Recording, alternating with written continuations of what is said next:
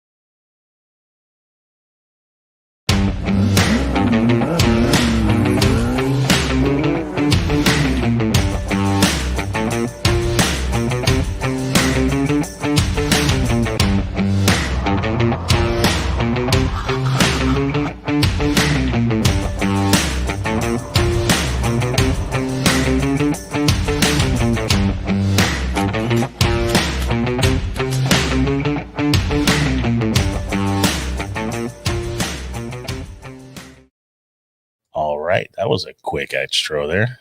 So we're live. We're having a good one today. Hi, welcome, guys. Thanks for tuning in. Trying a new different camera layout, so having some fun with this. Super pumped. Thank you guys for joining us. I already see some of our loyal regulars chiming in, Darren and Kaylee and Alex Thompson from Mexico. Alex, I need to talk with you, so please get back to me soon. Maybe hit me up Messenger later. We got some chatting to catch up and schedule the big event at the end of the month or at the end of the year. So we got to make sure we stay on point. Other than that, guys, thank you so much for tuning in. Super pumped to kind of be back, trying out the new studio. Big shout out to our dudes, Jesse and Edgar, for laying out the new design, helping us put this together. I will highly encourage you guys every single week to check in the background in the studios and to pay close attention on what we're doing, because we're always putting new little Easter eggs in the background of things that may be coming down the pipeline. So with that being said, a lot of stuff to cover today. Got Andy Kimball here from Bug In Periscope Promotions, Bug In Drag Day, everything VW, Silverado Campout, and the laundry list goes on. And so he's here to kind of bring us up to speed of everything that's happened in the show circuit, what's going on, what he's been up to, what to expect this year. Probably has a little insight on some of the other shows. Hopefully we can get some information on that, like Octo and the Prado, not Prado. And let's just hang out and talk some Volkswagens for a while. So, Kathy Jacobs, thanks for chiming in. Super excited. Like to get you in and, chat up and talk about what Kathy Jacobs does from SCVW. If you guys don't follow her, please make sure you guys stay up to date. Follow SCVW on Instagram. She is the East Coast kind of a drag racing promoter, runs Fast Times at Farmington, contributing editor. She is everything. She lives and breathes VWs for sure, and runs a pretty awesome show. So thank you so much for chiming in. And then Susie from Volkswagen's here. Gosh, it's awesome to see so many people chiming in to come and hang out. So without further ado, let's get to the man of the hour. And let's come hang out. Let's talk some V-dubs. Andy, thanks for joining us. Thanks for having me, man. This will be fun. So this is kind of a Andy Kimball does MP Insider part due. So when was the last one? A couple months ago. It was COVID, during pre-COVID. After COVID? It was kind of like April. Yeah, after really kind of COVID was rolling. After some of the shows were canceled, it was kind of. I think back then we were still we had high hopes. We were still probably going to do an event in 2020. Yeah, and obviously that didn't happen. So. But yeah, 2021 is looking pretty good. Well, that's why we're here, man. We want to start. We're obviously, we're all in with you. We want to make sure that we support everything that you're doing, and I think this is an awesome way for us to kind of reciprocate the relationship and to tell people, right, and to tell your story, your side, where we're at, what's going on, who's doing what, everything else.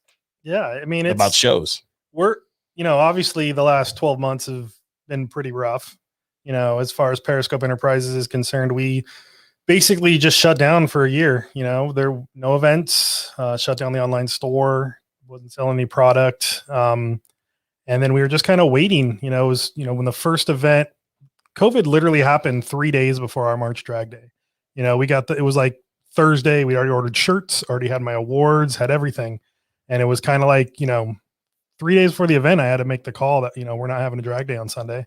And then it was like, oh, it's going to be 30 days. So we were expecting to have the rest of our events, have a bug in, have our Silverado later that month, but just every month it got a little worse. And, we kind of just had to make the call to just shut down for the year. And it was rough, and it wasn't an easy decision to make, but it's what we had to do. We had to follow all the guidelines. And, there were some people still having events, and you get the people on the internet going, hey, if, so-and-so still doing their event, why can't you do your event? And, we had to follow the guidelines for Irwindale, for instance, how to follow the guidelines of LA County. So what LA County said went, and Fontana pretty much, they just shut their doors, and they're not even open this year. So you touched on a really good point, and I think a lot of people don't understand, and without getting too deep down a rabbit hole, right?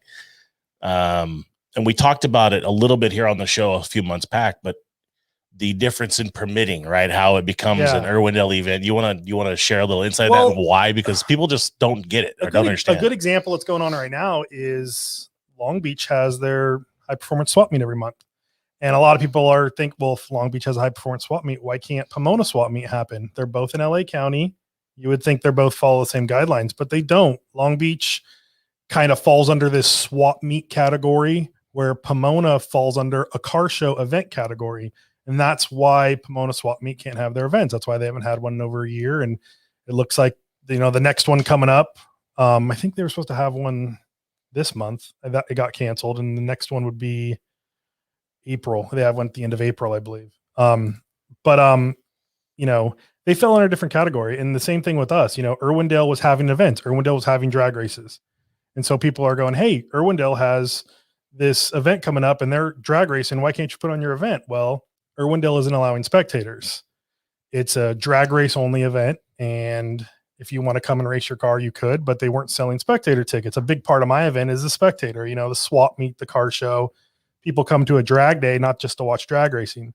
A lot of people get there at 6 a.m., walk the swap meet, and they're out of there by 9 a.m. The swap meet is a huge attraction. If we can't have a swap meet, if I can't have a car show, I'm not going to have an event. Like, I got to have I got to have a drag race, a car show. So I'm going to have everything at one event, because I'm putting on an event. I'm not just putting on a drag race. Yeah. I'm not just putting on a swap meet. I'm putting on an event that everyone can come and check out. And if I can't put on an event, I'm going to wait till a time where I can. And I think that's coming up here in June. So, well, that's why we wanted here, man. Yeah. I mean, we wanted to talk about, the June event, kind of just the status of how events are looking. It looks like the world's starting to come back to somewhat of normalcy. People are starting to go in and have some dinners inside. Yeah. Monday, I think LA County opened up, and Orange County opened up. I just ate in a restaurant today, lunch with my parents and my daughter. Like, it was awesome to sit in the booth. And doesn't it feel so so long ago that we've just been normal? Yeah, it felt great. I'm seeing that. I still have a little anxiety as far as, I was here a year ago. I rescheduled the drag day. I had my hopes up to, we rescheduled our March event to like June or July, and I had hopes up, and then it all fell down. So I do have some anxiety, but it's better than last year. You're starting to see things open up. I talked to Tim at Irwindale, Tim Huddleston, the owner of Irwindale, and he's thinking by April 1st, they'll be allowed to have spectator events at Irwindale, which is a good sign. Our event is until June 20th. So I did try to push it back far enough to where I was in a safe zone where I there was a really high chance that it wouldn't get canceled or anything like that. But I think looking at June, being 3 months away almost to the day right now, we're in a good place, Yeah, I completely agree. And I'm obviously we're all pulling for you, right? Yeah. We know that. I know. I mean, I've been getting a lot of people hitting me up saying, I love it. I love this Volkswagen hobby. I love the people. I've been doing this my entire life. My dad is who he is, so you obviously know who he is and his history, and it kind of just really, pulled me into it. And I love all my Volkswagen family. My best friends I made through Volkswagen, so. And I think some people, forget that. I mean, it's not just a hobby for you. It is a way of life. It's how you feed your family. It's how you pay your mortgage and take care. Yeah. And I think a lot of people lose that. And your dad's analogy to when I saw him on one of the Ron's cruises, and he's like, yeah, think about it. Think about a guy that gets paid 4 times a year and they've already canceled 3 of them. How do you think the guy's feeling? And it's like, that one stuck with me all year. And it's like, there was underlying messages during the show sometimes, and just little things like, hey man, we're thinking about you, we're pulling for you, but it's cool to see, where it's at now. And I'm glad that, we're turning the page. Yeah. So I'm excited to get back to doing what I do and putting on events. And that's truly like what I love to do. It's the only thing I've ever felt I've been good at. Like I'm a Volkswagen guy. I'm not a mechanic. I don't really, I don't consider myself good at like working on cars. And let's not get carried away, Andy. We do have some spy footage of you there in an empty shop there helping build Class 11 cars. But like, the event is like, that's the one thing I always felt like, I was halfway decent at. Like I love putting on events. I love,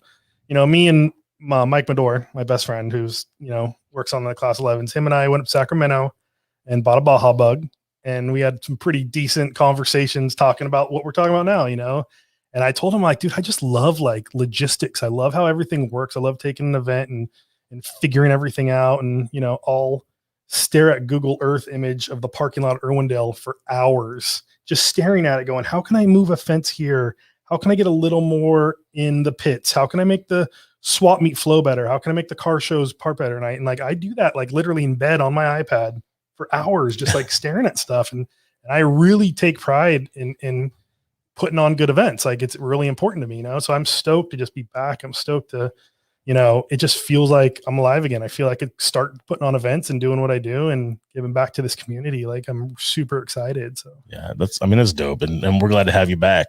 Some of the people I think lose sight of just, you can't just have a drag race event, right? There's the cost involved with things. And that's some of the stuff that we wanted to make sure we cover is like, there's a fixed cost to rent the track, which includes the parking lot and the space and everything else. Exactly. So you need to maximize that because, the drag racing side of stuff in most cases is not going to cover the cost of the track it's hard rental. To explain that. And I love all my racers, and my racers, we have the best racers ever, but putting on a strict drag race event and spending that money to rent that facility and pay for the starting line crew and pay to have an ambulance there and pay to have the fire guys there, getting 80 drag racers isn't enough to pay for all that. No. You got to have swap meet, car show. You got to get the spectator numbers is really what pays the bills to have these events. Yeah.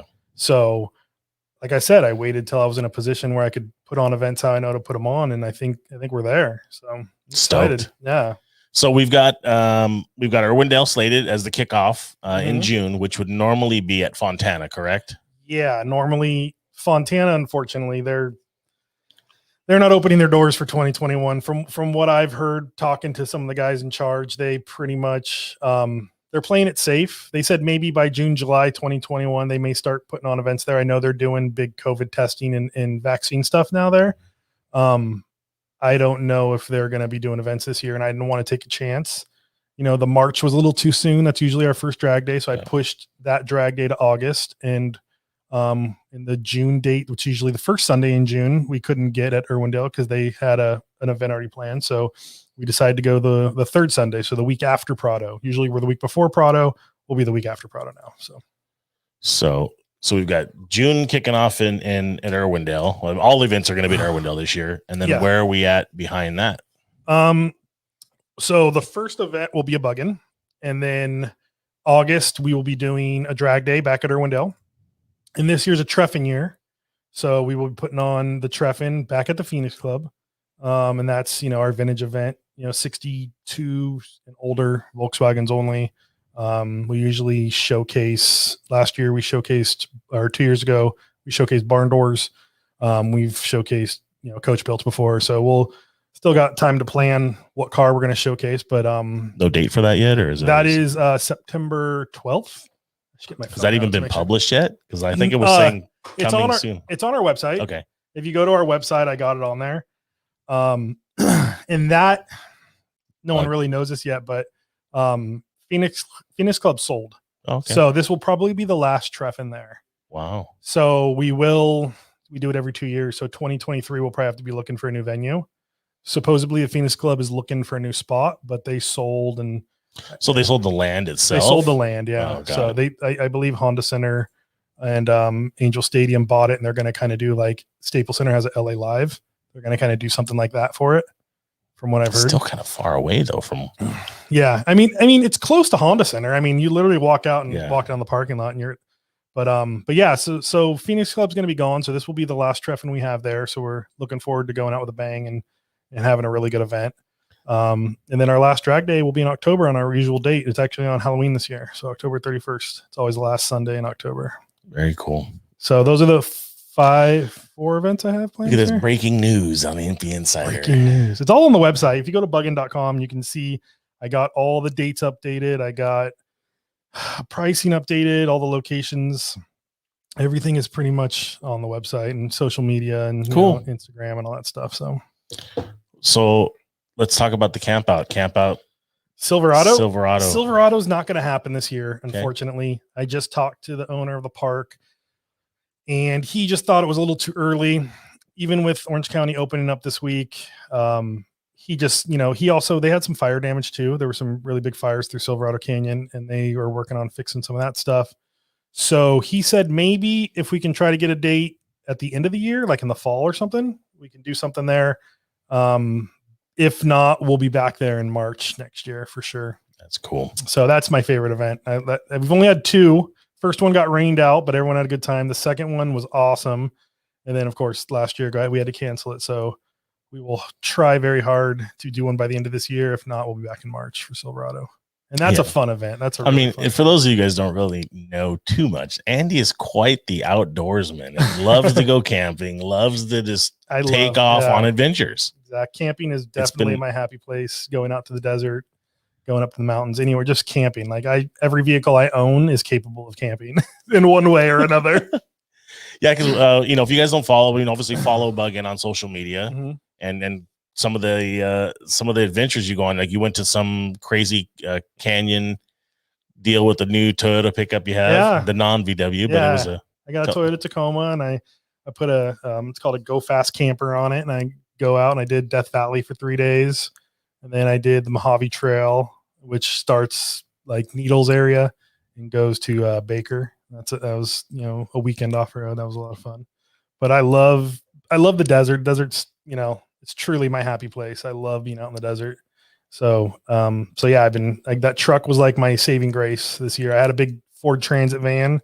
I sold that around May last year, and I bought the truck, and then I started doing some camping stuff and getting out. And that was kind of like, I needed that, with what was going on and, shutting down the business and not being able to put on events. I just needed to get away, and that's how I got away. So I love that thing.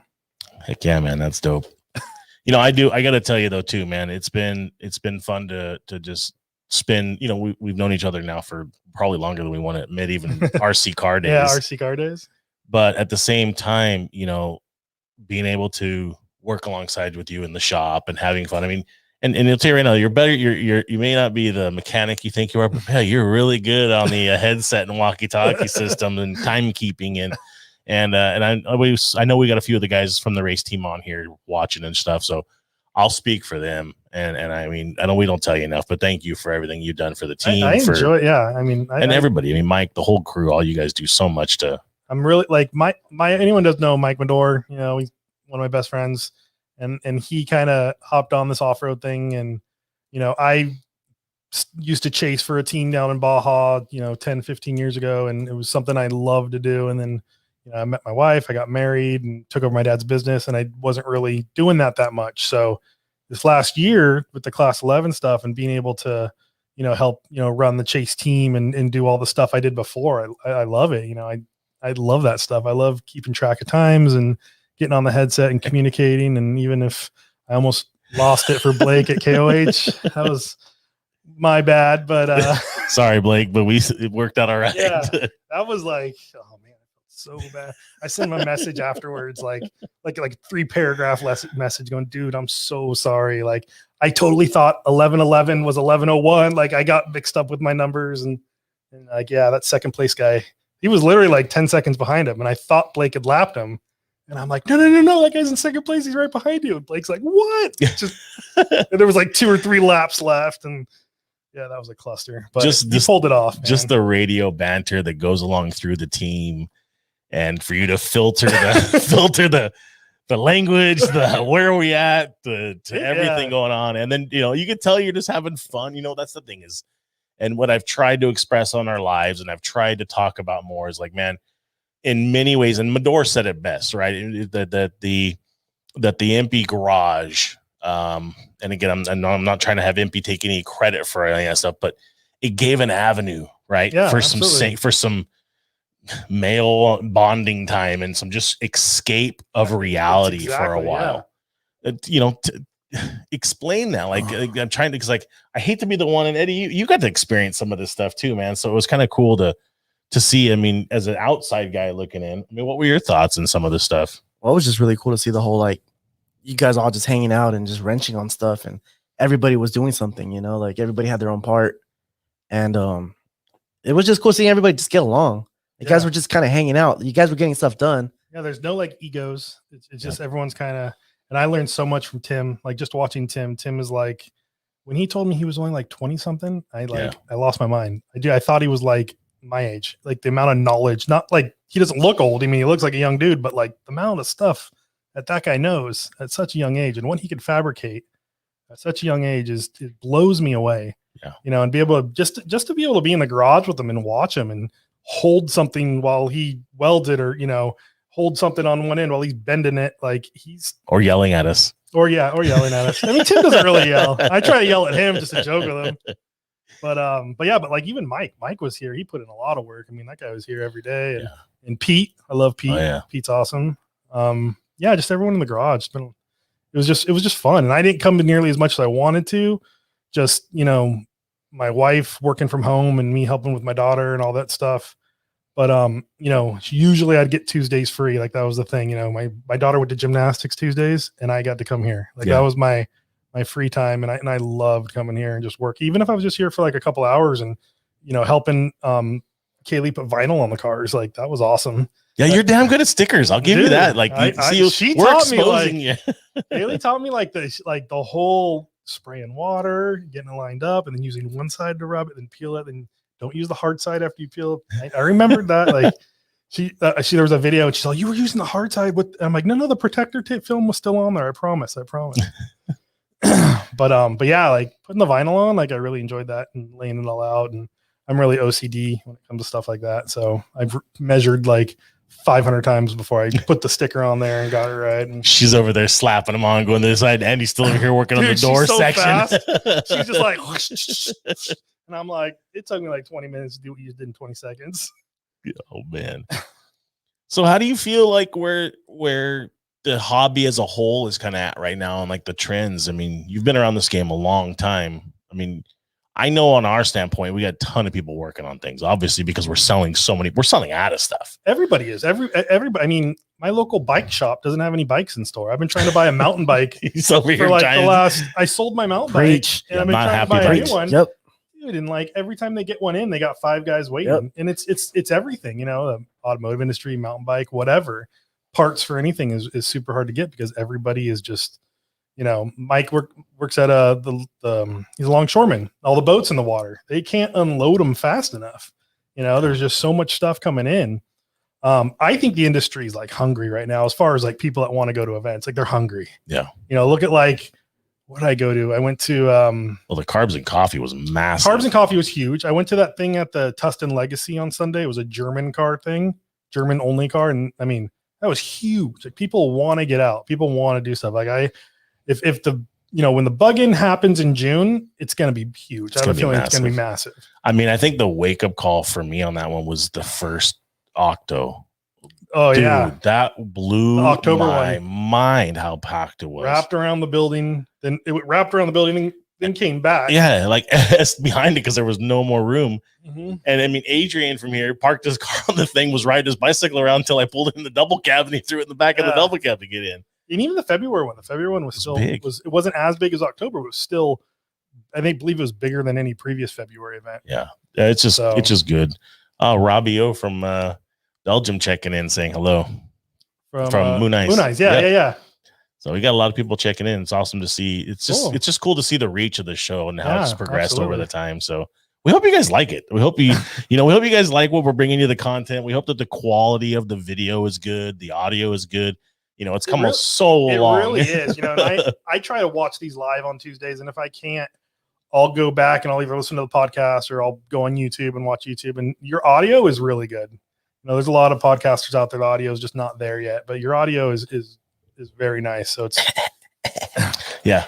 Is that Eddie's doing a lot of Eddie goes through the amount of so shout out to Eddie, right? Eddie goes through every single episode. After we finish the show, we download the audio version. We're actually going to start today. We download the raw video now too, because we just want to keep it for archive rather than just storing it on YouTube. But Eddie goes through and takes out all the plosives, takes out all the I'm notorious for doing that. Yeah, 712 of them later from the first issue we had you on there. I gotta drink some more water. But no, he goes through and cleans all that stuff up, and then we upload it to iTunes. So he's got a batch of them to get done. I think he's got at least a half a dozen or more shows to get on. So he makes me sound a lot better than he does. Today. He kind of brings you in, gives you a little Barry White. You know what I mean? Just kind of smooths out the flow. Oh yeah, slow it down. But I mean, that's none of this could be possible without the entire team. You know, and Jesse cranking out the flyers and doing the stuff we're trying to do to make sure we bring you guys the best content and stuff that we want you to be exciting for you. We want it to be a place to break news and talk about events and share things and. Guys, and gals like Kathy Jacobs, we're going to have her on remotely soon. And I know we're supposed to do a live show in Mexico at the awesome. DKW event. They got a new date for that yet? He changed the date or what's he doing? So that's one of the reasons why I want to get with Alex. He changed the date. It was December, but it was the same day as the Mint 400. And the Moore race, right? Or did the Moore change too? More got changed. Okay. So it's on the same weekend as the Mint 400. That's it. So that's the issue we have. And there's so much going on because the very following I'll have to be in Indy for PRI.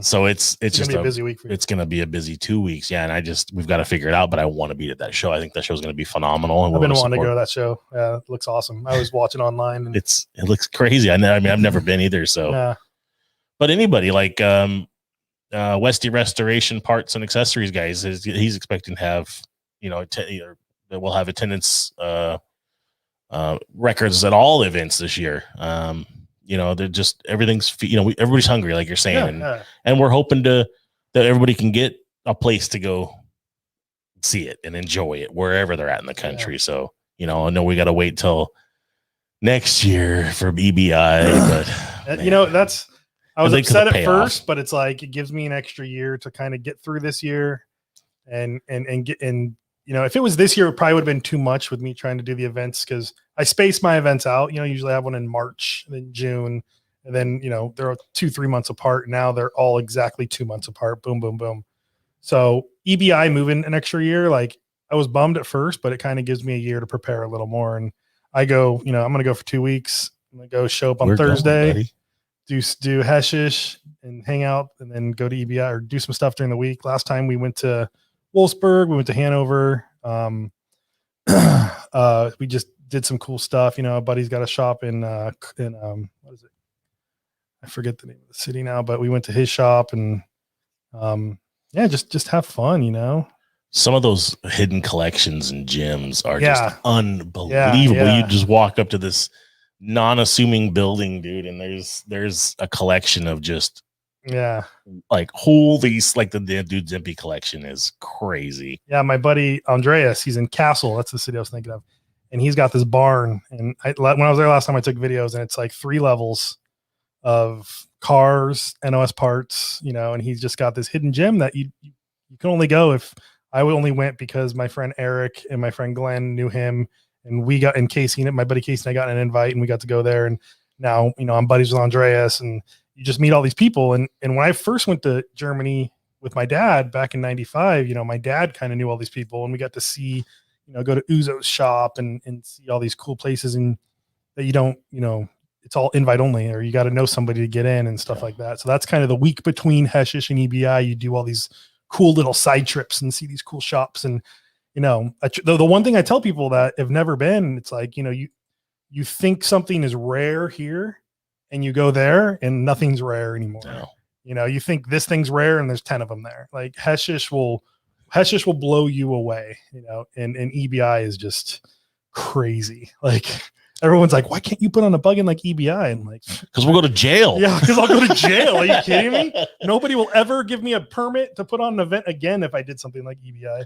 I think the only place you could really pull it off would be a Vegas deal. Yeah, I mean, you could probably get away, but still, you know, I couldn't have a beer, like selling beer on the starting line and having like a big, you know, like that's frowned upon. Exactly. The first EBI I went to, like they literally had the beer tent on the starting line, and I walk in and I was like, what was that? That first one was 2007. I'm with my dad. We walk in and there's two cops at the bar getting their beer. They're turning around like, hey, and I'm like, you're buying a beer on duty at the starting line of a drag race. Never happened in Southern California. But that's the cool stuff. I mean, that's the cool stuff you get to see there. EBI is awesome. It's a party. People got tired of me talking about it on here. I was like, if you ever go to a show, like it relit my fire for this hobby, man. I freaking loved it. And it's cool because you go there and you have Heshish the week before, you got EBI the next week.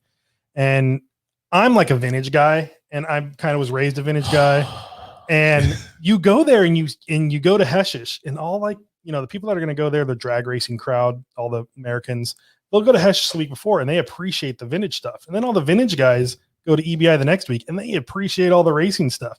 So you kind of bring all these different crowds. I always say Volkswagen has all these different crowds. You know, there's the bus crowd, there's the camping crowd, there's the drag racing crowd, there's the swap meet crowd, there's guys that just do swap meets and nothing else, there's the car show crowd, there's all these different crowds. And I've always liked to just have an event where everybody, you know, no matter what part of the Volkswagen crowd you are, you can come to one event. And EBI, and they do that really well. You know, they have a huge camp out. They got drag racing. Their swap meet has a lot of vintage parts.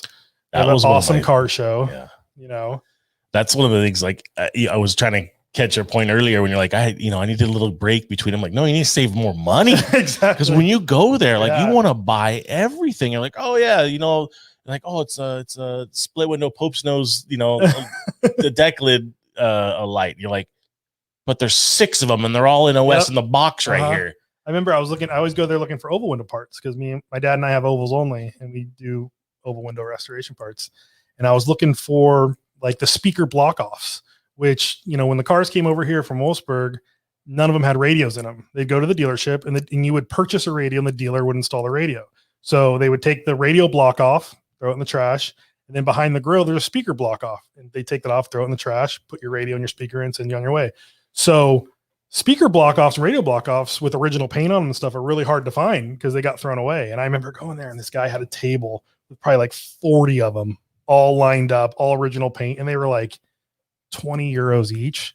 And I couldn't buy enough of them. Like, I think I bought like 10 of them, and I'm like, do I need more? Like, how many can I fit in my suitcase? And like Casey and I went to IKEA and we bought rolling suitcases to take as carry-ons because we had so many parts. Like we had to like fit stuff and other stuff because we brought back so much stuff. We actually brought back original Hella glass headlights with my dad. Yeah. Just like how the hell we made that home was nuts. I bought Hella Euro bay window headlights for my camper. And lucky enough, my buddy Eric was sending a package back, and I got to wrap them all up and put them in the corner of his package, and he FedExed it back, and it got back before we did. So that's awesome. Yeah, Kathy Jacobs said I would love to go to EBI. I'm telling you, Kathy, you have to do it before you miss out or something happens. You know what I mean? And I can tell you right now, I breaking news. I actually will have I have a scheduled meeting with Frederick and Mike on this Friday to go over a bunch of details and a bunch of information to start preparing. I mean, but that's what people understand. Like, this is already for July of 2022, and we're already in the thick of it in March of 21. Yeah. And if you don't know Freddie and Mike, they're like two of the nicest guys, quality humans. You know, they come over here and they come over to the house and they'll take my dad and I to sushi lunch or sushi dinner or something. Those guys are super nice. And they really. It takes them 2 years to plan this event. That's why, you know, it's every 2 years, but they really go all out. And, you know, like I said, I'm a logistics person, like how they line everything up and get it, like, you know, hats off to them. Like, they put on an amazing event, and the work it takes to put that on is pretty impressive. So, yeah, and it doesn't stop. It's 3 days of non-stop. You know, camping, got a rave going on in the tent, and DJs sticking out of the top of deluxe microbuses and burnout box, girls dancing on stage, and burnout box and off-road courses, and drag racing is just a little part of VGI. It's so cool. Just and you see everything there. Yep. You see a Euro van with a Type 1 motor in it. You're gonna on bags. I mean, you're gonna see it all. And super cool. Can't wait. And I'm really looking forward to travel in Europe with you. You're gonna show me some good spots. I heard. Man. So I'm excited. What really? What else? I mean, what should we expect next? Is there something else that you really want to do or develop to do here to kind of coincide with, first? And I saw on the flyer you talked about an off-road exhibit, but that's cool and great. Is there something you want to add to the show, or maybe been the show around? Or I mean, I always want the Buggins always been held at Fontana because it's a bigger event, it's a bigger area. I always wanted to make the Buggins special. Drag days. We didn't do car shows at drag days. It's more of just a day to race, walk a swap meet. And I always want the Buggin to be bigger, and putting on a Buggin Irwindale already has its issues just because you're kind of restrained on space. It's a much smaller place. But at the same time, Irwindale, we get bigger crowds. It's centrally located in LA. Some people don't like driving all the way to Fontana. I would love to just add stuff to Buggin and make Buggin, the premier event that it should be, but having it at Irwindale will be difficult just as far as the size. If we can go back to Fontana in 2022, and I'm hearing rumors that they may be shutting down the drag strip. I'm hearing rumors that they're going to a short course track and getting rid of the big oval. That's when I'll probably try to go all out, like bringing cars over from Europe and having all the vintage race car displays that we had a couple years ago, and we had America's Most Beautiful Volkswagen. We brought that back, and we had, Pitt brought out a car that he restored, and Type 1 Restorations, they won with their oval that they restored, and doing special stuff like that. Like the Buggin, I always want to have special stuff at. So this year I'm just trying to get through it, put on an event. I'm really pumped for the off-road display. I think that'll be really cool. But in 2022, I really want to go all out with Buggin. Hopefully we can go back to Fontana. That's what I'm, got my fingers crossed for, and we'll just have to see what happens. I'm just trying to get through it and have a good event, and hopefully, everyone has fun and stays safe. So, yeah. What can you tell? How do we draw more people in, right? Everybody's pounding on the desk. They want more shows. They want more shows. They want more shows. And you talked about it, we provide you a show, but the count was really low. And it's like, okay, well, if we lose Fontana and you want to go quarter mile racing, the closest we got is Bakersfield. How are we going to get the draw? I personally don't think people will drive to Bakersfield. And as far as Southern California events, Southern Californians don't really like to travel far for their events. You look at, like, I got a buddy in New Jersey. They'll drive 600 miles for an event that day. Kathy will chime in on this stuff right now. That blows me away. East Coast guys will drive the events in Florida, like the No-Do and stuff. Those guys drive from Georgia down to do a 2-day event and drive back. Southern Californians, and I don't know if it's just because we're spoiled, because this is like where the Volkswagen scene started. There's more events here than anywhere else, and they just don't want to travel. And I think, Sacramento I love the Bugaramas, and they get a good turnout, but that event's been going on forever. Yeah. It's kind of set in stone, and people know every Memorial Day and every Labor Day I'm going to Sacramento. I don't know. I know events have tried at Bakersfield, and they weren't very successful. I've heard through the pipeline that Bakersfield doesn't really like Volkswagens. They don't want to have Volkswagen events there. I don't know if that's true. I would love to see something happen at Vegas. That's just, I know that place is super expensive to rent, and I think that's a big reason why the Bugorama guys stopped putting on events there. It's just, these tracks are very expensive, and now that we're losing Firebird in Arizona, that's going to be a housing development. Guys, and that's one of the things I really stress, and it's kind of leads into my part 2 of this, is like those that are drag racing, those gearhead guys, that's how these guys live and survive. It's so important, because we all want to sit here and get on a soapbox and bitch and complain that there's no events. Hell, we went to Verona, and I was like, wow, like kudos to putting on an event, but it was very light in my opinion.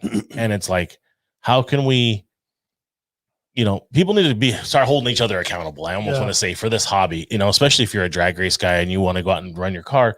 We lost Arizona track, so that's gone and done. Is now for it's going to sit there now until they decide to build on it. Yeah, we already know they've already submitted the parceling stuff for Fontana to parcel up the land, and part of it being the drag strip, right? So the only way for guys to get out there and do that is get your ass out, go to these damn events, support them so that they can continue to show value in having the track and stuff and events. And I almost challenge each and every one of you guys that are listening or that chiming in that are in this hobby, do your part. It's guys, if you're an Orange County guy, it's 40 minutes to Fontana. Exactly. Right. I know people that are driven further to go have sushi somewhere. Right. Go out there and attend the event. Drop the $20. Support every freaking event you can get your hands on right now, and give the people, and this is just my personal opinion, right? But give the people that are actually the bean counting behind it. When the track owner goes to the accountant and says, how do we do this year? Oh, gate was good. We had 2,500 through the gate. Wow, we only had 1,800 last year. Maybe I won't sell it this year. Maybe we got another couple. That's the mentality. You guys got to look at it. We can lose these tracks at any given time. We lost Carlsbad. That was one of my favorite tracks. Every Saturday I was there. We're just and they're gonna keep going away. It's only a matter of time till we lose Pomona. I was just about to say, I've heard rumors about Pomona not lasting another 5 years. Doubt it. And you got, and it doesn't matter. It's the same scenario with, I've got coyotes in my backyard. Well, guys, you built your house at the back of the freaking canyon. What do you think's going to happen? Exactly. It's people built houses around these places that now have been developed. We have enough houses here. But we're losing these places. I mean, look, we get Pomona twice a year. We had the In-N-Out Burger 50th anniversary or whatever that was, their birthday, and we got a cool drag strip that day. But that's it. Remember, we had Street Legal Drags at Pomona, Good Guys Meets, the Flowmaster Challenge. I mean, the list went on and on. Now we don't get Pomona, and it's our closest quarter-mile track. We tried to put on the Buggin at Pomona back in 2005 when we brought the Buggin back. We tried to get Pomona, and Pomona is, I don't know what their deal is with the city, but they can only put on 4 racing events a year. They have 4 days or 6 days or something like that where they can actually run a racing event. And that facility is awesome. And it's a waste to only run that place 4 or 5 times a year, if that. To me, it's not even about the facility being so awesome. It's the heritage. How many people in our hobby would love to have a chance to do a burnout at OCIR's track? You know what I mean? God, you have everybody and their mother here flying over from around the world, but we've got to treat it like that. And I mean, I'm not trying to get off on a tangent. Eddie's kicking me under the table over here, but at the same time, it's like it's so important to support every event you can.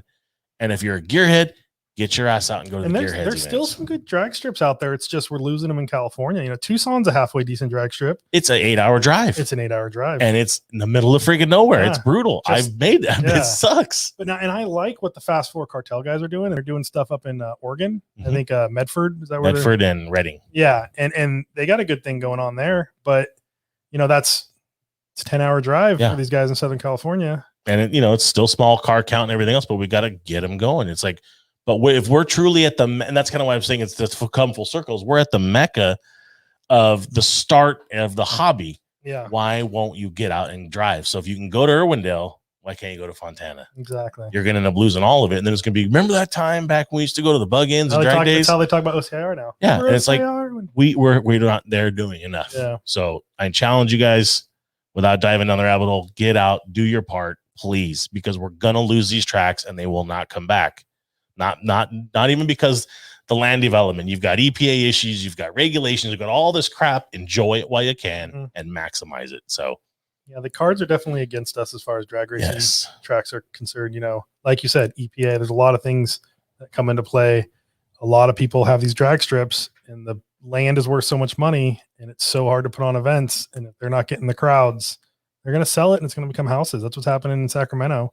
The guy that owns the Sacramento track, he owns a lot of property around the track and he's already sold off everything and it's closing in. It's getting closer to the drag strip. And, they were supposed to shut down, I think last year, but 2 years ago, I thought. Yeah. Already. But I think COVID kind of put that off and supposedly they're having an event in May and I'm stoked. I'll be up there for it. So yeah, I mean, you got to support your drag strips. Got to support all of them that are out there doing it. So it's not cheap. It's not cheap to rent a track. I can tell you firsthand. I mean, You guys know that Corey Mack and I were working on that deal for Vegas. Yeah, and you're written an expensive one. And that was a very expensive deal. And we're still hopeful that we can get the first week in October, like the old original date was, and we want to get the guys out. It's like I've been so quiet. Like I'm the administrator for the unlimited streetcar deal, and I can't tell them anything. It's like, what are we gonna do? It's like, where do we get stuff? And there's so many things we want to try to do, but it's costly, man, and we can't have an event like you said without the gate. And there, Vegas, you need that gate to get through to survive. Yeah, absolutely. So. Vegas it's such a nice facility. Like that place is awesome. I loved going to the Buggeramas or the Vegas Buggins they put on there. And I always told everyone you don't need an excuse to go to Vegas. Everyone wants to go to Vegas already. Yep. So you'll get the crowds. You'll get the Southern California guys. People just want to go to Vegas, and there's a Volkswagen event going on too. Perfect. Even more reason to go. Yeah. Can you just make the starting time a little later? Yeah, no 7 a.m. starting. Like we to 9:30, maybe push it back. Yeah, tech opens at 10. You'd be like, perfect. Race starts at 11. But yeah, I mean, the Kathy chiming in too, and Adrian's kind of jamming them up about driving. It's like I've never seen any. I'm like, you guys drove from where? Like 8 hours is nothing. Yeah. 6 hours is nothing. And they're doing it like 2-3 times a month, and scrounging around. And it's like, wow. I mean, kudos, please. Whatever's in the water out there, bring some out here to make it, because we all want it to be that. The East Coast guys, I mean, they don't have any events, later on in the year when it gets close to winter, into fall, early spring, winter. So they only have like that makes sense. 6 month, 8 month, with a 7 month window to put on their events and go and do it. And my buddy Casey lives in Jersey. He puts on a couple events, but man, he's been posting photos and stuff. Like they've been driving their buses in the snow and he goes to these snowboarding places and takes his, I mean, they don't care, man. They just go. That's awesome.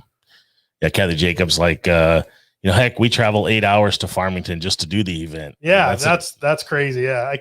For me, all the events I put on are an hour from my house. Right. So something that's 8 hours away, I'm out at Irwindale a couple times the week before, measuring stuff at the park. And like, if you're 8 hours away, you got to go out there a week ahead of time and get it all ready and get everything done. And then you got the East Coast weather. We actually have very good weather. It's like, it just boggles my mind. Exactly. Lucas Hand, good question. Any good do's and don'ts for shows?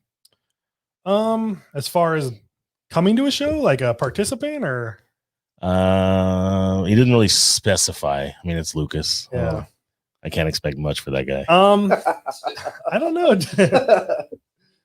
Do's and don'ts as far as like, don't be a douchebag. Don't do burnouts in the parking lot.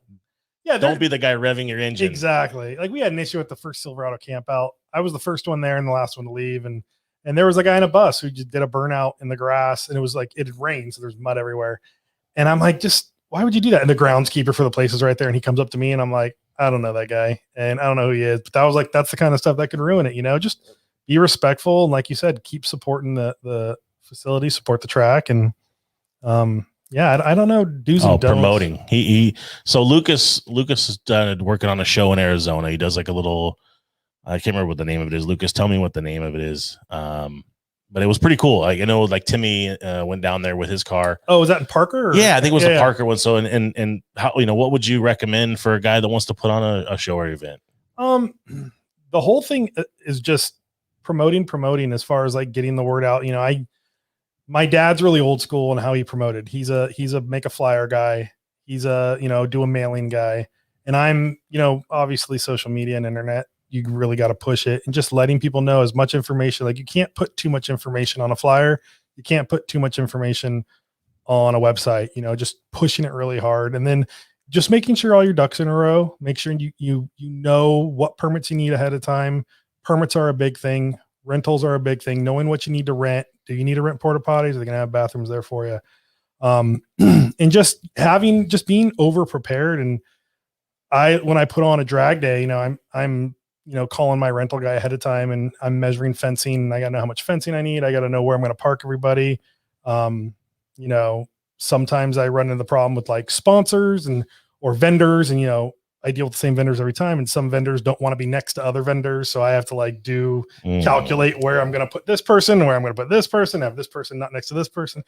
But the more you do it, the easier it comes. I was fortunate enough to kind of just follow my dad's footsteps and watch him my entire life and see the right and wrong way to put on an event. My dad, he's always been a pretty cool, mellow guy. He never really, pissed anyone off, and he's just, he knows how to do stuff, and he knows how to talk to people, and he knows how to make stuff work. And, I'm just trying to do the best I can and, do him as good as he did him. Cause he's got the experience, and now he's kind of handing everything over to me. And every day he just looks at me, it's all, you're in charge now. I don't want to do anything now. I'm like, great. Yeah. And I still call on him. I'm like, Dad, can you call this sponsor and see if they, or can you call the dash plaque guy and send him the design for the dash plaque, or can you call our artist and make sure we have the design for the t-shirt ready to go? And, but, just making sure everything's, done weeks out, trying not to do last minute stuff, which never seems to go right. A couple more grays each week, each time it happens. Man, COVID put a lot of gray in my face. Yeah, mine started about 8 years ago, the birth of my daughter. It's just getting progressively worse, and she's going to be coming on the show with me. We're going to have her on the show. That's awesome. When you bring your kids to work day, but she loves it, so we're definitely going to do that. There's a couple of great comments in here, man. Johnny Salazar chiming in. People don't mind the long drive if they can camp. Now, yeah, that's Johnny's my man. That's exactly right. Camping is huge. The hard part is not everybody's. Fontana, we had camping. Irwindale, they don't allow camping, so that's one issue. If Buggeram is a big attraction, because you can get to Buggeram, I think, Friday afternoon, and you can stay there Friday, Saturday night and camp there, which is awesome. Irwindale, they don't let us camp right now because they usually have events Saturday night. So we have to kind of wait till their event's over. Then we usually start setting up around midnight. But yeah, he's absolutely right. Camping is a huge attraction. If someone knows they can get there on a Thursday or Friday and camp for 2 nights, they'll definitely make the extra drive. I mean, that's true. What about doing it and I'm just kind of spitballing. What about having a camp thing at Santa Fe Dam? I've thought someone else, and then I mean, it's just down the road, and then just go up there from someone else mentioned, and that's how the Black Star camp out started. Black Star was the camp out before the VW Classic. Mm-hmm. And that's something that if I'm doing a drag day, I can't organize a camp out too. If a club wanted to organize a camp out at a local campground there, I'd be down for that. I'd help them out however I can. I'd give passes or whatever it takes. I think that's a great idea. And the Black Star blew up because it was the pre-classic camp out. You go, and some guys had so much fun at Black Star, they didn't even go to the classic. They just stayed there for the entire weekend. Yeah. But I think that's a great idea. Yeah. I definitely support that. If there was a bus club out there, if there was, someone out there that wanted to organize that and do that. And then, Sunday they can come to the bug-in or go to the drag day or whatever. Sounds like VTO guys need to start planning it. Yeah. Stan and Steve, though, they run my swap meet. They're busy. Yeah, I can't put on an event without Stan and Steve Ford, man. Those guys are amazing. Chip Rodriguez chiming in. Did you cover the off-road display at Bug-In? Let's talk a little bit more about that. Yeah, it was actually Chip's idea. Thank you, Chip. I had been thinking about having some sort of special display at Bug-In, and when Chip came up to me and he's like, "What about an off-road one?" I'm like, "Done. That's it. Let's do an off-road display." And I'd love to get VW engine based race cars, probably not 5 open cars because all those guys are running Ecotechs now, but 11 cars, 9 cars, a 516 car, a 1600 car, anything that's got a Volkswagen air cooled motor in it. I want to have an awesome display. We're going to put you right in front, right between the vendors and where the food is, kind of that main row that usually our first row of the car show. We're going to do the off-road display right there. And yeah, I want to try to get as many as possible. Anything's welcome to come. Chip said he's going to bring probably Ryan's Class 11 car, maybe his personal Class 11 car. Impy's going to bring some cars. Yep. May bring a new car. Oh, may bring a new car. I like how that sounds. But yeah, definitely we want to do something cool and show off some off-road cars. We did a few years ago at the Bug-In, we did a land speed display, and we only had 4 or 5 cars, but they were awesome. It was a huge attraction. One year we did TV buses. We had the Foose bus there, and then we had that guy from Vegas, Bill, who has got that Bull Run bus. So we had the TV cars there. Last year, the last event we did, America's Beautiful Volkswagen. So we had a bunch of really nice restored cars, but always trying to do something cool, something different. We had the European, all the old vintage race cars that Russell Ritchie brought over from Scotland, a few years back. That was a really cool display. So yeah, we're going to push the off-road thing and try to have some cool cars out there. And anybody, if someone comes through the gate and they just happen to be an off-road car, they more than welcome to come park in the front row. They don't have to park in the regular car show. So we'll pull you out of line and say, hey, you want to park in the front row with all the other off-road cars? So it's cool. Yeah. Vintage sand rail stuff like that are good. Yeah, absolutely. I was going to limit it to just racing, but honestly, anything that's cool, we'll fill it up. And once that area is full, it's full. So, anyone that comes in, more so guys, get there early. Get there. I'm telling you, this is going to be they need their fix, man. I know. And it's going to be a little different because we did do the bug in at Irwindale a few years back when Fontana closed down, and we usually pull you in and you make that first left and then you pay. Well, now we're going to pull you to the right and we're going to wrap you around the parking lot, and we're going to be taking money in the far corner because we have to use that front parking lot now because we're anticipating it being a much bigger event. So the way you come in will be a little different, but you turn around back there and come around. Yeah, they come in. We've pulled in big trucks and trailers, and they make it no problem. So we'll have it all set up, and I'll have a good solid parking crew guys that know what they're doing, and we'll be directing traffic, and we'll get you all in there. So. What about volunteers? Do you have any need for volunteers? I have a good crew. Usually Stan and Steve, they do the swap meet, and they bring like 5 or 6 VTO guys with them. And I don't even worry about the swap meet. Like those guys, they get up, they park the whole swap meet. They know how it goes. They got both their wives working. They got the kids working, and they just get it all done. I don't even worry about the swap meet at any of my events because they're so good at parking it. Yeah, usually I have a car club that helps them with the car show, and they already talked to them, and they'll still be there for this event. So yeah, we're pretty good. I got my regular guys directing traffic in the main parking lot, so got everything lined up. Just like that, my workers are itching to get back to doing something too. So so that'll be awesome. Got all my same starting line guys. Ron runs the drag racing side of things. He's got his usual guys, Tim and Mike, and they run the staging lanes, and Irwindale guys run the starting line. And yeah, it should be good to go. So Fred Jolly's chiming in. Oh. Asking, said, will Andy make any special goodies for Bug-In 45 that needs to start saving his money for now? This year, we will do a dash plaque, of course. We do a dash plaque every year.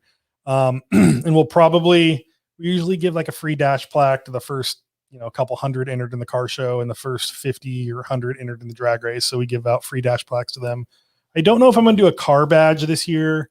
Car badges don't seem to sell that well, and I have a lot left over from previous events, but I'll definitely be doing a dash plaque. Of course, we'll be doing an event t-shirt. So yeah, all the usual stuff that we've done in the past, we'll be doing again. Darren Zumpston's going crazy over here, and I've been seeing his comment pop up, just written 6 different ways. He's wanting us to go off-road drag racing in like a 1600 class 11's heads up. Look, anybody who passes tech can race. That's, if you got a 516 car and you want to take it down the drag strip, just pass tech. And those cars they got roll cages in them. They're all safety anyway. Yeah, we have Baja Bugs race down the drag strip all the time. So anyone who wants to go through tech and pay, it's like $60 to race, go through tech and you pass. I don't care. The only rule is it's got to be a Volkswagen. So, or it's could be a fiberglass kit car as long as it's got an air-cooled motor. Water-cooled cars are welcome. Jettas, Golfs, whatever. Anybody who can make it through tech and pass tech is more than welcome to race. Calling Lucas out. Dude, both you guys race your class 11s. I want to see that.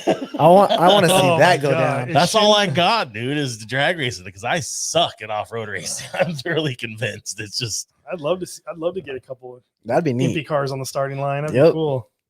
Jesse, I'm gonna call you out right now. Oh! I saw that coming. Yeah, but that dude will be out gutting the car right now. It'll be like Swiss cheese. I know he's already got taking the lights off. He's taking the spare out. Yeah, my car's heavy. My car's heavy, and I already know. Swap out the transmission. Oh yeah, he'll try everything. He'll do it the day before, but he'll try everything. So now that would be awesome. That would be awesome. Shin would be all about that, taking photos and stuff. That's good. That's good material. Classic 11s at the drag strip. Look at Adrian's chimes in. Stop costing me money. I mean, you need a sundial to get that thing on the track. It's so slow. It'd do like first and second, and then good. The third gear would be forever. And then I'll tell you right now, I took my car out on the frontage road to /X on the highway. Holy hell, when you get up to speed, the thing is not fun. It just feels weird. It's just like it wants to drag, it wants to wiggle, it's doing all nope. And then for Timmy to tell me they did 100 in one of those things, hell no. An 11 car? Yeah, downhill like 100 super miles an hour. scary. I'm like, you're nuts. That's just not. That's why I decided not. No, Yep. I pass. But yeah, I'd love to see it happen. That'd be cool. That'd be really Lucas says he would give me a head start, dude. This is the same dude been talking shit on the show for like 6 months and has yet to race his own car against me. Wasn't it at the /S? Yeah, but he wasn't even driving it. He wasn't even there. It was a loaner. So, oh man, this is yeah. Trust me, dog. All I got is a reaction time. That's it. Everything else. Adrian's like, we'll hit 58 miles an hour at /X. Yeah, I mean they'll go. They just need a long time to get there. Yeah, it takes a while. That'd be cool just to have some fun, even if it's another exhibition. That'd be cool. Absolutely. Just to see, what a thundering 50 horsepower turd sounds like. I guarantee 2 Class 11s come up to the line. They'll probably get a bigger crowd and a bigger cheer. People will go crazy to see that. Yeah, I think that would be cool. Okay, so, and I know we don't want to get in down the off-road channel, but it's drag racing now. Yeah. But it's no longer off-road. It's not. We're still talking. Yeah, but at the same time, I was just you're an off-road enthusiast in general, right? Mm-hmm. The Class 11 is completely new to you. Yeah. Absolutely. So, what is it as an outsider looking in? How do you feel King of the Hammers was? Like the crowd, the buzz, the whole deal. King of the Hammers 100% blew me away to see how many people were so pumped to see these little Volkswagens. I mean, if you watch the video, someone just uploaded the video or the Shreddy video that shows the start. And like you see them just like bouncing smashed off each other. Like the cars are literally just bouncing off each other. And the crowd loved it. I mean, King of the Hammers, first of all, I've never been to it before. And to have like a display with a big screen set up and you could watch the whole race right there is pretty impressive. And Impy has a big part to do with why Class 11 is blowing up right now. I mean, there's trophy truck guys building Class 11 cars. I mean, everyone's building a Class 11 car. It's going to be the biggest class around, and it's so cheap to build one. They're a hell of a lot of fun. I love the short course racing with Class 11. I love the Glen Helen race I went to. I thought that was super cool. Love to see more of that. Coming up. Yeah. Just a couple weeks away. Yeah. So that's going to be really cool. But I'm pretty impressed, like when I was racing down in Baja back in like 07, 08, we raced 07 1000. We went Ensenada to Cabo.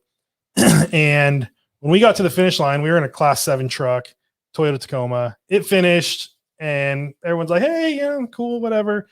And right behind us, this red Class 11 car with a huge sombrero attached to the roof came in and just finished like a 1,300-mile race. Yeah. There was like no fenders on it, bumper, like there was nothing left. And people came from everywhere and surrounded the car. That guy was a god for like 10 minutes. Nobody appreciates those guys for the course. That course for the Class 11 to make it through that course is pretty intense. So yeah, I think Class 11 is coming a long way, and I'm pretty happy to see what's going to happen. Yeah, I want to do on that point. I want to give a shout out. So a lot of people were, including myself, was following crazy ass John Jones and JJ from Custom Coach Works, and that beautiful. I mean, as a guy who owns ovals only, dude, that just had to make you cringe. I was sharing his stuff, and I'm just like, man. And when I saw it in person, when I got out to /X, I'm like, are you sure you want to like? Are you sure? Like, this thing is nice. And he did not. He went out there. Care. He just went at it. Good for him, man. So big shout out to them. Got a mail package. I don't know if you guys saw it on the IG yesterday, but I received a cool little. I love getting gift packages, and I'll start opening them on the air if you guys send stuff in. But the working man's class, such a rad shirt, such a cool shirt. Cool. A big shout out to JJ and the entire corporate people over there, the corporates. For what they did, and kind of, it's just cool, man, to get mailbox goodies. But he sent me a cool T-shirt. and some sweet ass stickers. So working men's class, and I think it's becoming infectious, right? It's showing that you can actually still have fun. Yeah. You know, with all the, and that's why people are, God damn, you guys are always talking about off-road racing, off-road. That's all there is right now. It is. So, you know, bear with us, man. We're just trying to give you something. Drag racing's making a comeback. It'll be I can't wait. I mean, you know, we even remodeled the studio there and put a nice Christmas tree, a real live acting Christmas tree in the background there. Big shout out to Wink, who's always on the show and chiming in. So thanks for him for donating the Christmas tree and whatnot. And it's a full blown, you know, working demo tree, man. It's ready to rock and roll. And so as part of the Christmas tree, while it is on loan at the studio, any guest that is here that is willing to give it a whirl, we'll give you 3 chances. You know, it's kind of like racing the Stig, right? Mm-hmm. So we'll do it as a separate Instagram feed, so we can, those guys that will watch it later, and we'll force them to go to the IG too. But we'll do a best of 3 series. Am I racing you? You're gonna race me. You're gonna be the first one. Oh man, reaction time. I really hope you, with all your drag racing experience, doesn't lose you guys. If we do, we won't post. We won't post it in his life. We won't post it. Never drag race. We'll give you a couple warm ups, and then we'll do a 3. All right. All right. But as a bonus though, like we're gonna do, if any of our guests hit a trip zip, meaning a perfect light, I'm gonna donate $50 to the charity of their choice. Cool. Every single guest, and now starting after the show, we're gonna have you sign the back of the door on the way out, and kind of have some fun. We'll put your reaction times, just kind of making it, adding a different layer to the show, and just something to document just history, man. We're making history here, and they're having fun doing it. So, totally. But man, so much stuff. Let's see. King of the Hammers was awesome. Big Larry chiming in. Baja Larry, good to see you. Negrete. Oh, Larry nice. Senior. Larry King of the Senior. Hammers was awesome. Everyone was asking questions about the build. Some people didn't even know they existed. So dig it, you know, and that's what we want. Absolutely. We're gonna see some crazy records of the Sears drag racing event, you think? We'll see. A lot of people working on stuff. We'll see. I'm hoping to see some new cars. I know a lot of guys that have been working on cars. I know my buddy Brendan Mansfield's been working on a top secret race car, and I'm really hoping he gets it out this year and races it. He chimed in on the show. Yeah. He was just he posted a comment earlier. He says it's going to be a killer race season. Everybody's been working on their cars, getting ready over the time off. Let's go. Yeah, he's got a car, and I don't know if I'm supposed to say what kind of car it is, but let's go ahead. Nobody's watching. It's a drag racing car. but the body, it's going to be rad. I mean, I've talked to him quite a bit, and he really wants to compete. He wants to be the fast guy out there. He wants to be up there with the Loffers and all the fast names, you know. So we'll see what happens. All right. I saw Ron did not have a very good outing. A very expensive outing, to say the least. I talked to him the next day, and I'm just like, "How you doing?" He's like, "I'm rebuilding a race motor." I'm like, "Oh, I heard." Oh man, it's sad. I hate to see people blow their shit up, and especially because catastrophic like that, because that's a full blown. Oh yeah, it was gone. It was bad. I think he posted pictures of it. It was bad. On that point, tonight, Bugs cruise night. His little thing at Duke's. Yep, Duke's Cafe in Placentia. Get out 6 o'clock. I think it starts. Mm-hmm. The old guys might get there a little bit before that. And now you can actually eat inside of Duke's again, I think. So we should be able to actually enjoy a nice little. I haven't been to the new Duke's yet. I think I'm going to go today after. Just make it on the way home. So just a reminder, guys, again, local little cruise night. If you're itching to do something on a Tuesday night, cruise down to local Duke's in Placentia, right there at Orangethorpe, and I think it's Lakeview. Yeah, I believe so. And, get out and have some fun. So, man, there's just so much stuff to do, man, and go on. And what do you want to leave us with today, big guy? What to leave? I don't know. I just hope everyone gets out and starts driving their Volkswagens, and don't forget that there's still events out there. You know, we're putting on events. We're doing what we can, and I hope to see you guys all in June. I hope to see you guys. You know, I just saw Madera is going to be happening at the end of April. Prado looks like it's going to happen. Yeah, Octo in June. Like, there's a lot of stuff coming up. So I'm stoked to see new cars. People have been building the cars over the last year because they've been stuck at home, and I bought a Baja bug that I started working on. I'm super excited, and I wasn't gonna bring it up because I don't know how much it's just just a little car. It's a little. If you guys didn't toy. think he liked off road, the dude bought a. Tell us about It's a little 69. I wanted a 69. Like that was like I wanted the earliest IRS car I could find, and I found one. A buddy of mine, Todd, he's a bus farmer he's one of the bus farmers from up in Sacramento area. He had one, and it was perfect. The price was right. I wanted something that didn't have a cut up, hacked up Baja dash. I wanted something that didn't have a one piece front end. I wanted, full quarter panels. I wanted a 3-piece kit or the 4-piece kit in the front. I wanted a working hood. I wanted the gas tank in the front, and it was everything I wanted, and I got it home and already tore it apart and painted the fenders. And, I'm working on little things now, redoing the interior, putting some lifted spindles in it. And it's going to be a toy. It's going to be something I could tow behind my truck and go out to the desert and have something to drive around while I set up my truck, and we can just camp out of the truck. But I'm excited. I'm stoked. It's going to be fun, man. Oh, can't wait. So tell us, before we close out, we're starting to do this little fun fact, right? Give us three fun facts about Andy Kimball that most people wouldn't know. 3 fun facts. Just three good fun facts about Andy. There's really nothing exciting about me. Bueller. I don't know. What's an example of a fun fact? What do you want to know? Maybe like you're a super crazy stamp collector. I don't know, something. I'm a really weird Coleman lantern collector. I don't know if a lot of people know that, but I'm really, really weird into Coleman lanterns. Rain Man status. The dude can look at a Coleman lantern and tell you what it came from, what year. Oh, that was a Sears exclusive.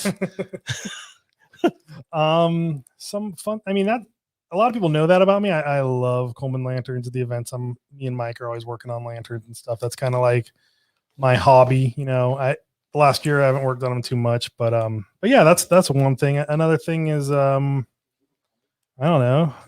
I was really into mountain biking. I just sold my mountain bike, and I'm trying to buy a new one right now. I got into mountain biking. I had some health issues a couple of years ago. Had a heart attack and almost died, which is a little scary. And I got into mountain biking, and yeah. So like that's another thing I know. Eddie's into mountain biking, and when I lived in Fullerton, I ride the Fullerton Loop, 3 times a week. So that's one thing. And I don't know. Another thing is I have a daughter. My wife and I are foster parents. We have a 6-year-old little girl. Very cool. She's been with us for about a year and a half, and we're pretty excited to look into. We just found out last week we could probably move into like the adoption phase. So we're very, very excited about that. And that's been a huge part of my life for the last year and a half. So I remember SEMA 2019. See that you were at Olive Garden. You and were one of the first. I mean, you and Jack and Ashlyn and Ryan. We were at dinner, and you were the first people I told. Like no one really knew. Yeah, and you're like, I got to get home early because we're gonna receive our daughter. So that's cool. It was one of my wife and I we decided to become foster parents, and we got a call, and I was at SEMA. She's like, hey, they have a little, she was 4 years old, and she needs emergency placing, and we don't know where they need to put her somewhere, and they need our okay. And I'm like camping in my van in the circus parking lot, and I'm like, okay. Like I didn't know anything about her. I just knew she was a 4-year-old girl that needed a home. And like the last year and a half, like she's our daughter, so we're super excited to hopefully be able to adopt her. And, that's been the last year and a half. It's been a big part of my life. So that's awesome, man. Yeah. And that just speaks volumes of that is awesome, bro, about you as a human. So kudos to that, man. We've had some good discussions about that. So yeah, I've talked to you about it. I didn't even know that you had that opportunity. So dude, that's cool. Yeah. Congrats. Super excited, man. Hold on. We're going to do this. Pull that one show it to the screen, and then has to answer it. Can't reach it. What do I have to do? All right. I guess this is We're going random right now. We're going random. We're trying something new, having some fun with it. Let's do it. So this is called Pod Decks. Oh, great. Let me take a drink of water. He's already getting uncomfortable. So everybody else has already seen the question. It's warm in here. It is warm. Yeah. And this is like the random guest questions. And I think he picked the thanks, Eddie. the adult version, but it says, would you rather? This is a would you rather deck. Hold on, let me close up on his face as he does this. So, right, would you rather spend a year living at a nudist colony or with the Amish community? This is a random. This is a, so if you guys don't know, Amish community, 100%. So this is a random split it. This is a random pod decks, different cards, different questions. Nobody wants to see me naked, so definitely nudist colony. But like Amish, the Amish are actually. You got no electricity now. Back to my dorky Coleman lantern thing. There's a big Amish community, and they do a lot of, because they don't have electricity, they're really into vintage gas pump lanterns. So like I would be like right at home there. Are you kidding me? And plus, like it'd be like camping. Like that's my thing. Yeah, you know? that's true. So I would Amish community 100%. That was easy. God, I was all sweating for no reason. I know. I mean, we can get the good deck out. No. That's good. Hit with another one. All right. We're happy. We haven't tried this before, so we've had these. I told things you're our guinea pig for this week. So whatever. We're laying it all out. Show the question up here first. Well, I'm just gonna let him. I'll just let him. I'll let him pick. Let him pick. Wait, you're picking. You want me to read it? You got to show it to the camera before you look at it, and then we'll read it out.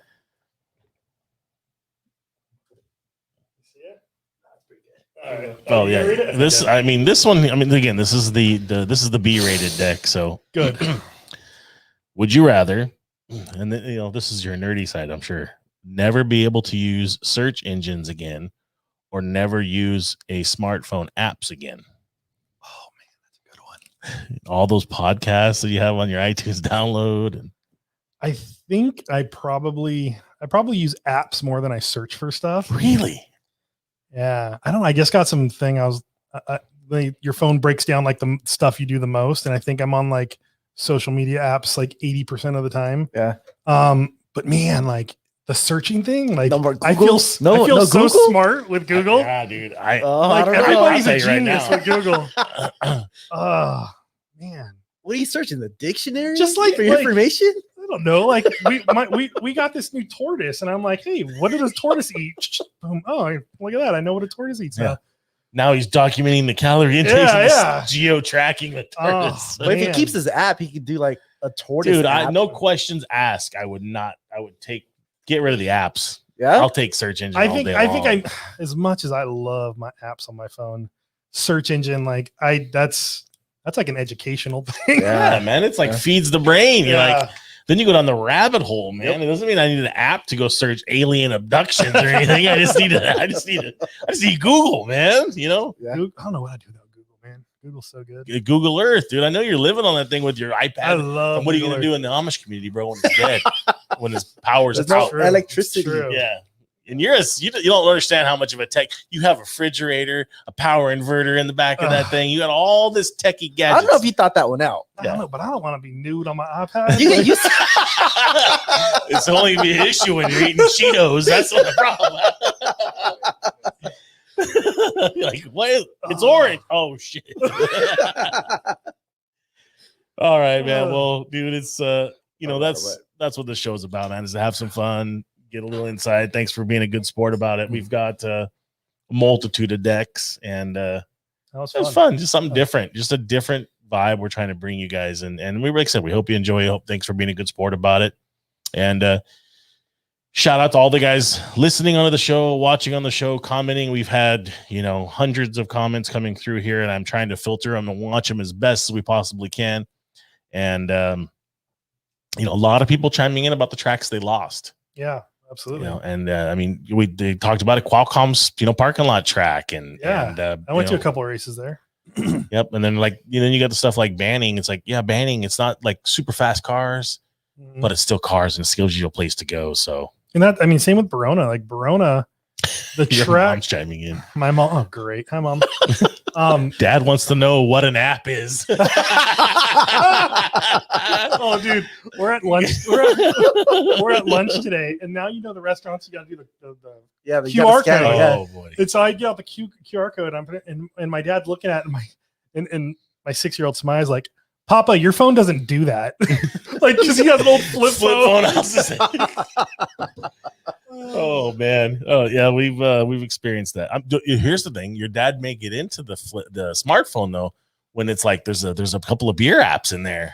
And my dad, I gave my dad an iPad like 3 years ago, and he loves it. Like he sits there and I'm like, Dad, an iPhone is just a smaller iPad. Like if you can do an iPad, you can do an iPhone. And all his friends, Ron and his best friend Andy, they all have iPhones. And he'll go over to their house. So let me see, and he'll be on my mom's iPhone and do it. I'm like, just get your own. Like what? Why? He's so proud of his flip phone though. He loves now it. Just against the grain. He just loves showing people. He's all, look what I got. Yeah, it's like the vintage Razor 4.0. He loves his flip phone, man. That's awesome. Good people, good times. Yeah. And then so I guess we'll see you in June. Hopefully something before. Yeah, I mean I'll be at everything. You know, if there's something going on the weekend, cruise nights. I know that DKK thing is this Sunday. Yep. I'm going to a camp so out. that's a DKK, right? So let's shout out for one of our own internal guys, Henry's people, the Deeks. They're doing it at it's a Chemical Brothers chemical shop or detail shop. Chemical guys. Chemical detail guys, shop in Anaheim. We'll go ahead and share the flyer after the show today, so everybody knows. Yeah, it's right at Tustin Avenue in Collins, right there. And if it's anything like it was last time, it's going to be pretty good. Yeah, I'm going camping this weekend, so depending on how early I get back, I might stop by. I'm going to go up to Victorville, or the Helite Mafia guys are doing a little camp out up there for a friend of ours who passed away. So we're going to go camp out there for a couple days, and I may come back Saturday evening or Sunday morning, but I'll try to stop by TKK. So we've got that. We've got short course to scratch your itch coming up. I know we're going to keep talking about it. If you guys haven't followed it, please go out and follow GAS, Great American Short Course, on Instagram and Facebook. That's going to stay up to date. But the first race, the inaugural first race ever, is April 10th and 11th. Did they just take over the Lucas thing? Or? Yeah. So the little background of it is Lee Perfect, who ran the Lucas series for forever, essentially, when it came out. And then even before that, when it was something else, the Stadium Series, he was involved in that, from what I gather. And then when Lucas pulled sponsorship, it kind of just went stagnant. Well, Lee has negotiated a deal to acquire the stuff from Lucas, and the equipment and everything else. They already had their dates set, which was the one that arranged it. And then Dave Cole of King of the Hammers now partnered with it and bought the series, and is really going to put some financial backing behind it and marketing to it, so you'll be able to watch like live streams. That's awesome. Yeah, King of the Hammers live stream was amazing. Yeah, those guys, they've got it figured out. They got it figured out. And Dave, I actually met him while we were setting up the pits for the Class 11 race, and he's a pretty cool guy. Yeah, super nice, and I'm stoked to see him take it over. So that's going to be at Victorville Fairgrounds, 10th and 11th. That should be open to the public with the trend we're going now, and it'll be exciting to see that. I know we'll be there like Thursday, because we got to get set up camp. We tech and practice Friday, and then it's 2 races, 2 different days.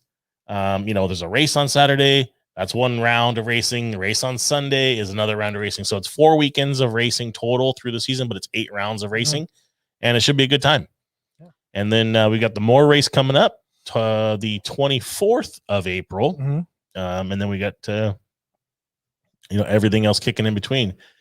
And hopefully, if we can stay on the trend, we really, really, really would love to do another open house here. So, but I don't see that happening in June.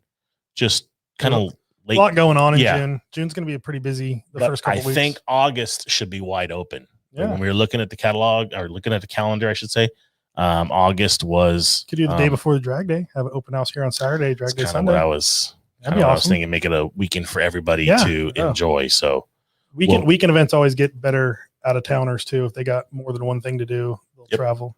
And lastly, this month, we briefly talked about it last week on the show, but we do have everything set and confirmed. Rugged Radios Test and Tune here at MPHQ. They're bringing their big trailer down. Plenty of tech guys. We really want you guys to bring your off-road car, your race car, anything that has a radio or communications in it, or if you're looking to get a radio communications, even if it's a handheld, so you guys have something safe to, when you're caravanning in your truck. I know you guys use one in your stuff. Absolutely. Come down. They're going to run some special deals and programs. They're going to be doing fixing a lot of stuff too. That's a big thing, is reprogramming radios and having techs. I think a lot of people. I have a radio that I bought from PCI 15 years ago, And I'm hoping that they can reprogram it. But I'm going to bring it and see if they can reprogram it. Yeah, they said, any brand's welcome. They'll do their best they can to program it and whatnot. But bring those race cars on the trailers. We're going to loop around the building, and we're going to get you through. And kind of the whole thought process of it is when you're out at the races, getting ready to go racing, if there's a problem, they're going to bandage you up to try to get you out. Yeah. But now you're going to have a chance to really sit down, try to tune the multiple radio techs in. Available. Yep. And they're just going to line everybody up and try to bang them out. 1, 2, 3. We're going to put some cars on display. DJ Eddie's going to be spinning some music for us, and we're going to have a taco truck on site. So, and then hopefully we'll get Andy Kimball and Bug in to pop up a tent, and I'll have some banners or some flyers and posters and stuff. That's what's up. Cool. So, and then we'll have some cars. I know that Greg wants to bring his original 67 class 11 car and his I think I saw it in the Wilkie video. I think it was up on a rafter. Yeah. It was a quick video. And then he's got the Elf too, the original Elf one. He wants to bring that down. So they're going to bring a few cars. We're going to have the MP cars on display. We're going to have a live install going on as well, so people can get an idea and get some tech tips and ask some questions. Even how you run wires is critical on radios and comms. So March 27th.